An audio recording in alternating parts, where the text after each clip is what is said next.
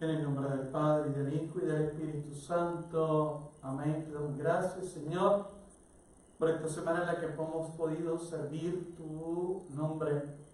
Protégenos, bendícenos, auxílianos, ayúdanos, para que podamos agradarte en todo y hacer siempre, siempre, siempre tu divina voluntad. Esto te lo pedimos en el nombre de Jesucristo, nuestro Señor. Amén. Santa María, trono de la sabiduría, ruega por nosotros. Buenas noches, esperando en el Señor que estén bien. Gracias a nuestro Dios que nos permite terminar otra semana. Como estarán viendo probablemente en sus pantallas, la pregunta del día de hoy me llegó, gracias a la hermana que la envió, que es una pregunta no poco común, recurrente, porque estamos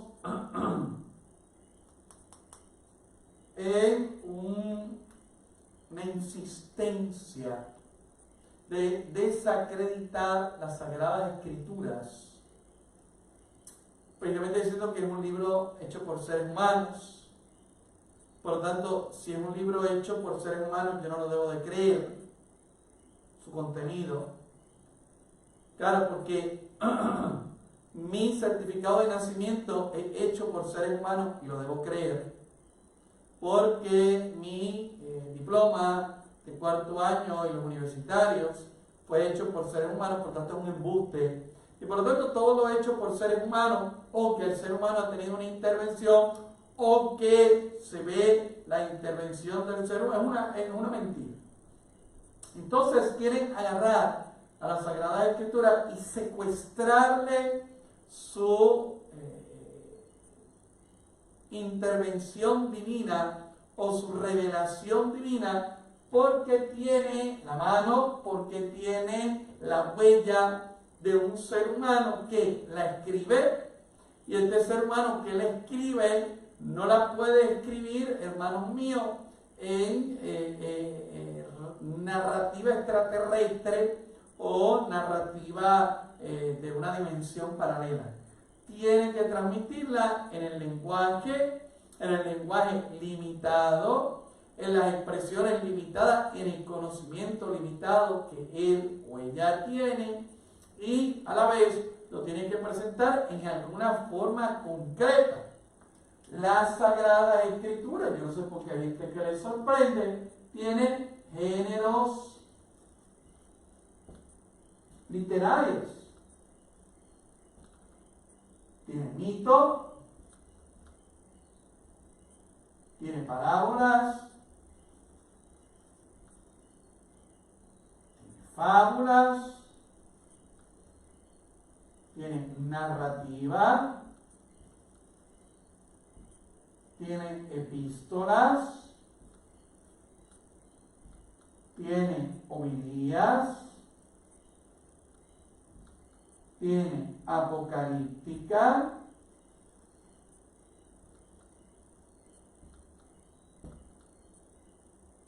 tiene historia,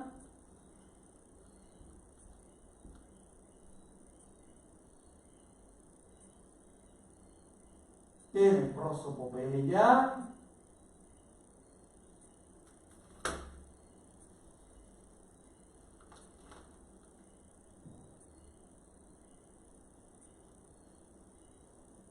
tiene hipérbole,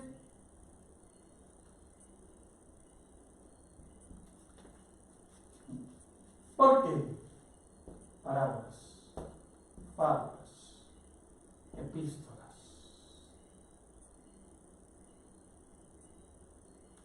O sea que las Sagradas Escrituras tienen un montón de muchísimos, de modos narrativos, modos literarios, modos lingüísticos.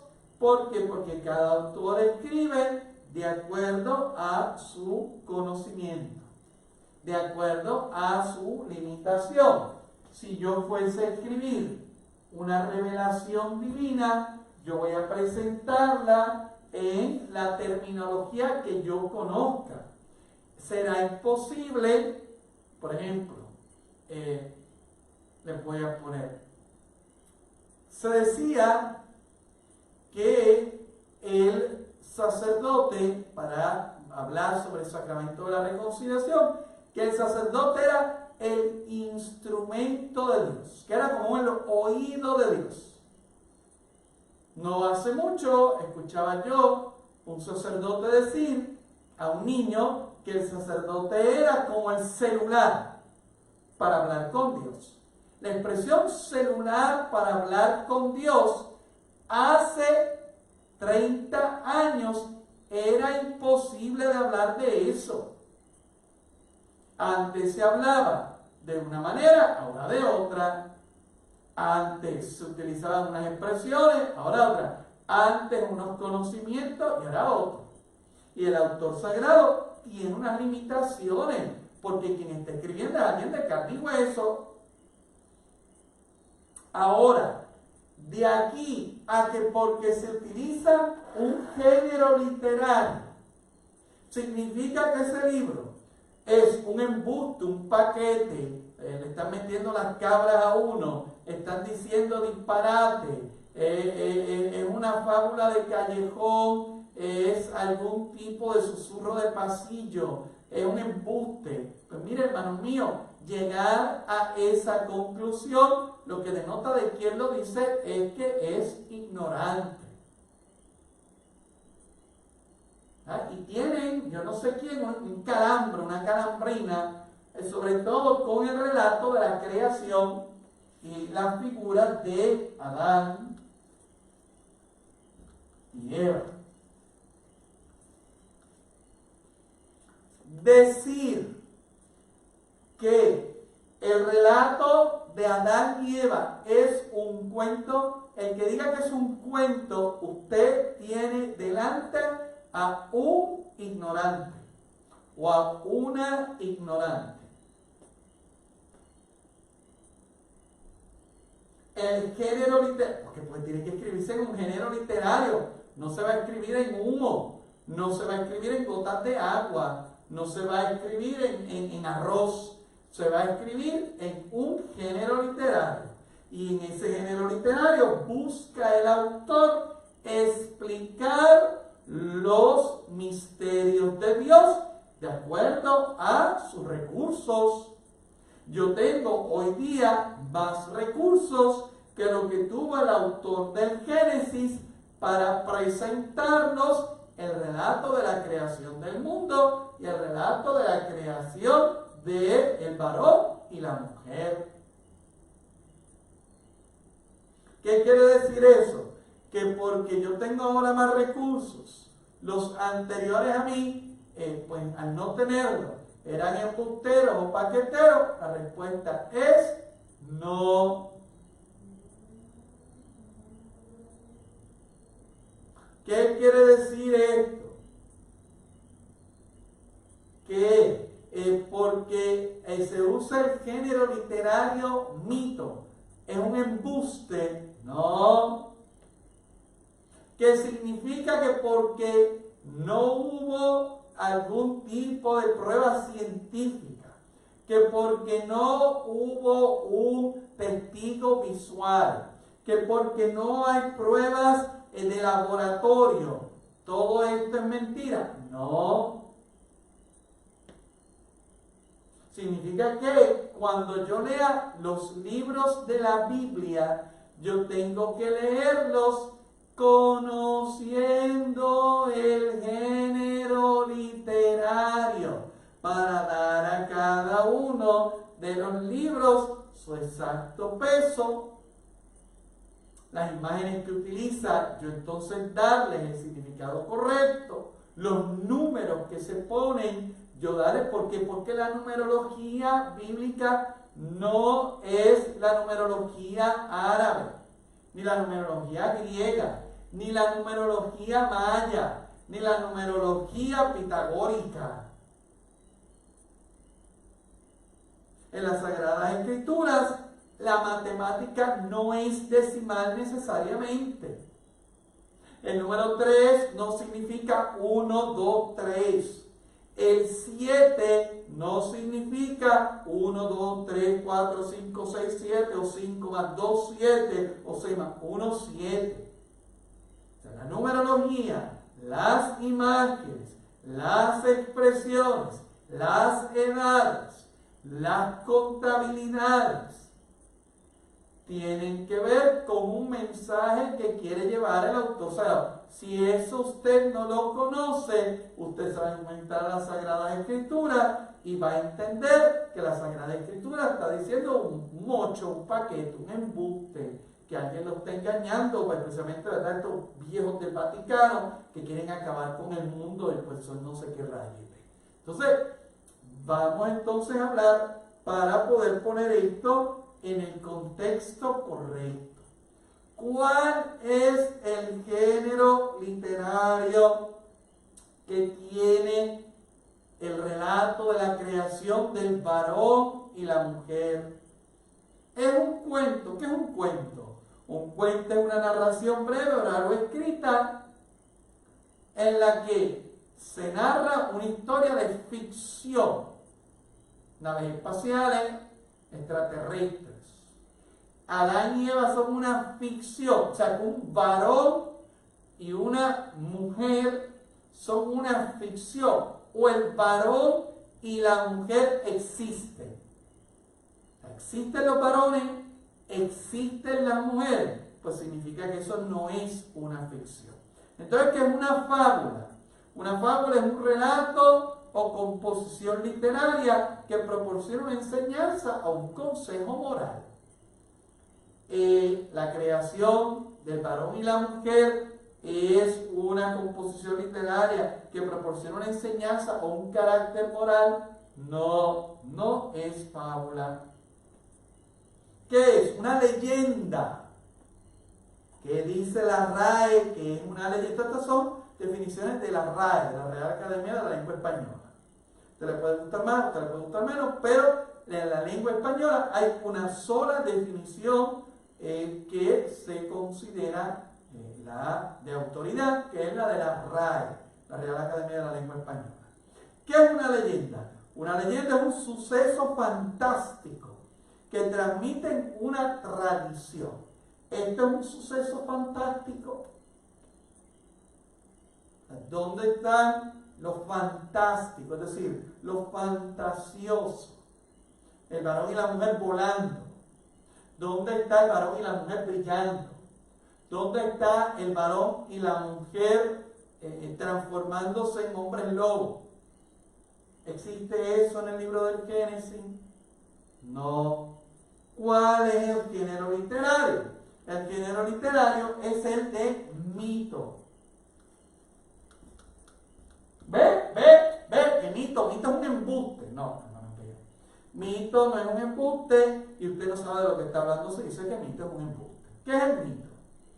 El mito es una narración maravillosa, es decir, es un relato que el autor le añade maravilla, busca captar la atención de quien se lo dice, situada fuera del tiempo histórico. Por lo tanto, ¿es narrativa histórica completamente? No. Y protagonizada por personajes de carácter divino o heroico. O sea, tiene personajes humanos. El cuento no necesariamente, y la fábula no necesariamente, y la parábola no necesariamente.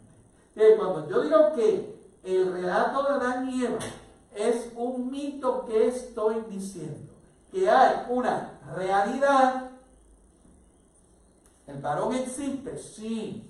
¿La mujer existe? Sí. ¿Qué es lo que ha hecho el autor? Que el autor no conoció a don Adán y a doña Eva, porque si el autor conoció a doña Adán y a doña Eva, significa que el mister tiene un purruchán de años. O la misi. Un purruchán de años. El nombre de Adán significa primer hombre o primer varón, y Eva, madre de todo lo que vive. Los nombres son simbólicos. Si ves que es embuste, pues los nombres son simbólicos. O los nombres son significativos. o los nombres son representativos. Pues es embuste, padre. Mire, Luis significa valiente. Por lo tanto, si mi nombre significa valiente, significa que soy un embuste. Esa es la lógica que me quieren utilizar como el libro del Génesis. Además de que el libro del Génesis no solo tiene un género literario, tiene muchos géneros literarios distintos. Por lo tanto, ¿qué es lo que hace el autor? Toma una realidad existente, existe un varón, existe una mujer que, ¿cómo se llamaba? Pues mira, yo no sé cómo rayos se llamaba, yo no estaba allí, y usted tampoco, ni el autor sagrado tampoco. El autor sagrado lo que quiere comunicar es un misterio de Dios, no un dato científico, no una prueba fehaciente. ¿Dónde está la bala que mató a Kennedy? No. Está tomando una realidad con la que se explica o se manifiesta el misterio de Dios, y manifestando ese misterio de Dios, entonces hace esto. Construye este mito, que no significa que es una fábula, que no significa que es un cuento, porque ya hemos definido cada una de las cosas, y por lo tanto en esa definición, o en ese relato, o en esa construcción, busca llevarnos cuál es el misterio que nos quiere traer el relato de la creación del varón y de la mujer. Uno, que los creó Dios, fuimos creados por Dios. Que fuimos creados en una relación personal. Que fueron creados varón y mujer. XX, XY. Y aunque no existía la genética para los tiempos bíblicos, el relato bíblico separa el género humano en dos y solamente dos sexos, varón y mujer. Y hoy día la genética nos dice, XX, XY, que solamente existe el varón y la mujer. Que yo, de manera subjetiva, añada X más, eso es un disparate mío, que carece de base biológica, científica, y que carece de base genética y biológica. Así que mucho cuidado. ¿Qué también nos dice el Génesis? Nos dice que el demonio es anterior a la creación del mundo, y es anterior al varón y a la mujer, lo que se llama un ser preternatural. ¿Por qué? Porque en el relato de la creación no se habla del demonio. Por lo tanto, el demonio es un ser anterior a la creación del mundo, que nos dice que este demonio tentó a la mujer le dio de comer al varón, y el pecado, como fruto de ¿qué? De algo que creó Dios, como fruto de un chispoteo de Dios, no, como una acción del ser humano. El ser humano peca. ¿Cómo peca el ser humano? Cuando le hace caso al diablo y no le hace caso a Dios. ¿Ven? Pero esto es básico. Que después del pecado el ser humano se alejó de Dios. Sí, hubo un alejamiento. Y eso lo vemos en nuestra vida. No me lo tiene que explicar el mito del Génesis. Yo lo sé, que cuando peco me alejo de Dios. Yo lo siento, yo lo veo, que me alejo. Que también que el ser humano, cuando pecó, una consecuencia que la leemos. Y que por lo tanto el género humano, que es lo que llamamos pecado original, queda fastidiado por ese primer pecado. hubo un primer pecado. ¿Cuál fue ese primer pecado? El autor del Génesis dice que ese primer pecado fue la soberbia, la desobediencia. Por lo tanto, pues él lo pone así, que ha acarreado todos estos revoluciones. Por lo tanto, esto es, hermanos míos, o sea, yo ponerme a ver si encuentro un huesito de Adán para hacerle una prueba de carbono 14, entonces a ver si ese hueso, cuando yo le haga las pruebas de ADN, es un huesito de un varón del siglo antes del siglo. O sea, no seamos ridículos.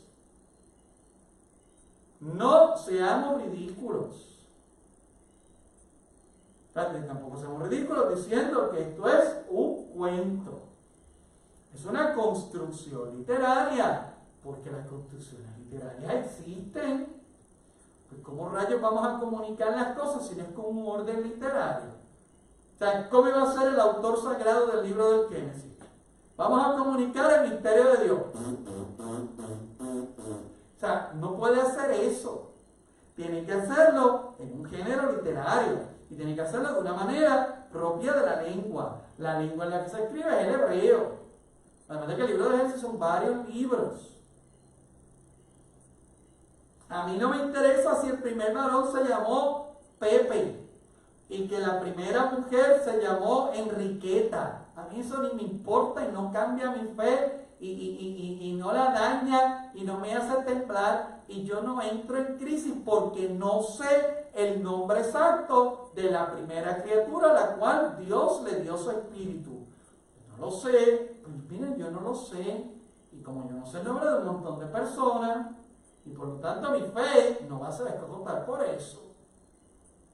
A mí lo que me interesa de todo este relato es que hubo un primer varón, una primera mujer, a la que Dios le dio su espíritu, le hicieron caso al demonio y entró el pecado en el género humano. Eso es lo que a mí me interesa. El resto de las cosas estarán chulísimas y la narrativa será buenísima, por eso es lo esencial. ¿Por qué digo que es lo esencial?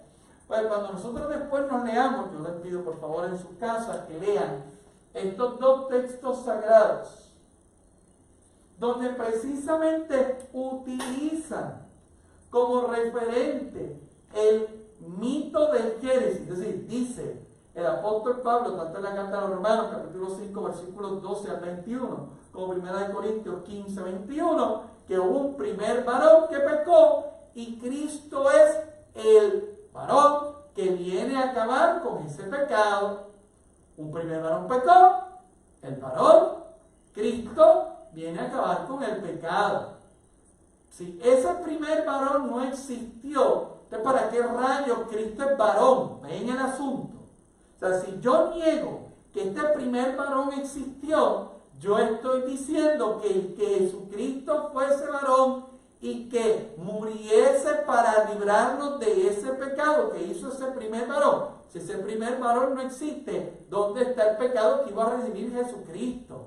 Si este primer varón no existe, porque Jesucristo se hace carne. La palabra se hace carne y se llama Jesucristo. ¿Ven? O sea, hay una teología y hay una necesidad bíblica de fundamentar el hecho de que Jesucristo, la palabra, se hizo carne y habitó entre nosotros y murió para librarnos del dominio del pecado. ¿Cuál pecado? El pecado original. Si no hubo un primer varón y una primera mujer que pecó, ¿a qué rayos vino Jesucristo?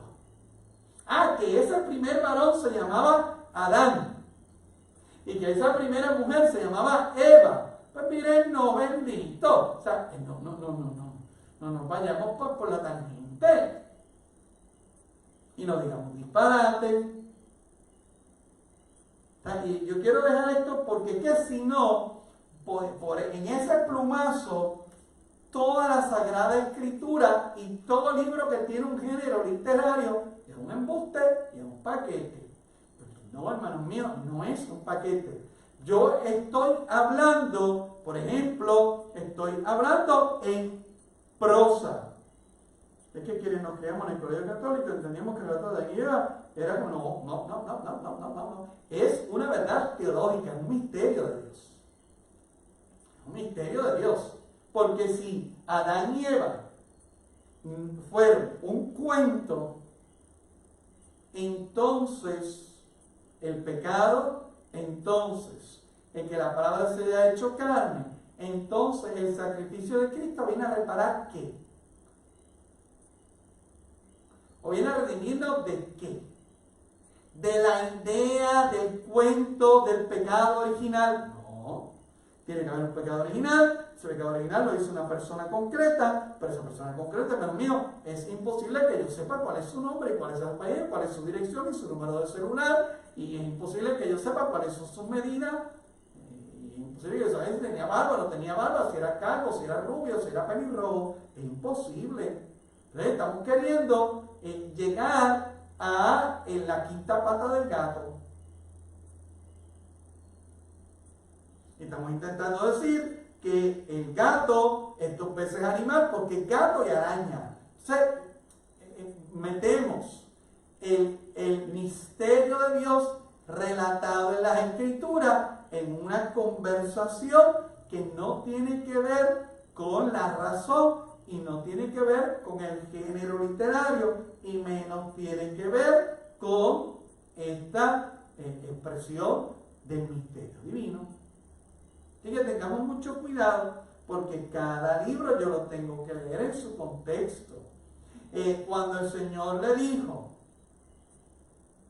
a Abraham que le iba a dar vacas y le iba a dar toros y le iba a dar bueyes, ese toro tiene un significado distinto del toro que aparece en el libro de Daniel, que es un significado distinto del toro que aparece en las cartas de Pablo, que es distinto del toro que aparece en el Apocalipsis.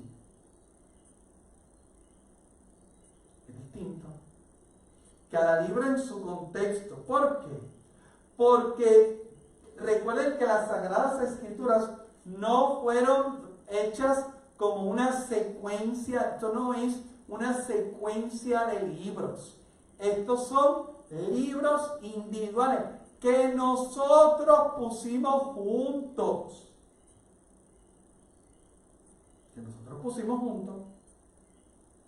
Y a esa pequeña reunión de libros le llamamos Biblia. Porque se llama Biblia, porque a la Iglesia Católica le dio la gana de que se llama Biblia. ¿Por qué los protestantes le llaman Biblia? Pues no sé, porque si la Iglesia Católica es mala, pues no deberían llamar Biblia, deberían de poner otro nombre. Luterada, por Martín Lutero, otro invento. Los de Jehová deberían de llamar de otra manera y los adventistas de otra manera.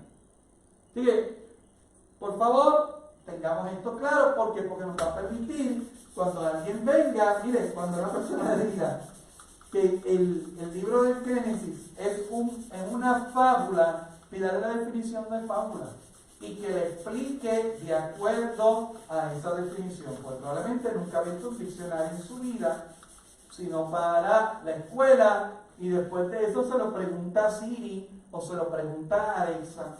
Y entonces, ¿cómo? Pues uno no puede tener a Alexa todo el tiempo con uno. Pues no saben responder, pero por favor, tomemos cada libro en su género literario y sepamos distinguir una realidad de la otra. Y distinguiendo una realidad de la otra, vamos a darle el peso correspondiente a cada libro. Entenderemos la razón por la cual dice Pin y no dice Pau. Entenderemos por qué utilizan 4 animales específicos en Daniel, que son esos mismos 4 animales que se usan específicos en el Apocalipsis, porque hay una razón de ser. Así que yo espero haberles aclarado esto para que usted a su vez lo aclare. Y eso es bueno, sigue haciendo sus preguntas, que cuando usted pregunta yo aprendo, y cuando no sé, aprendo más todavía, y cuando sé, refresco lo que sé y le añado y le enriquezco. Ustedes me ayudan muchísimo con sus preguntas, así que páselas de manera libre, espontánea, lo puede enviar por el Messenger y así usted pues no tiene que poner su nombre, deje solamente su pregunta. Aquí estamos a las órdenes. Que va a ser una hermosa noche y que el Señor nos permita descansar, porque mañana hay mucho que construir para el reino de Dios y su justicia. Que pasen buenas noches.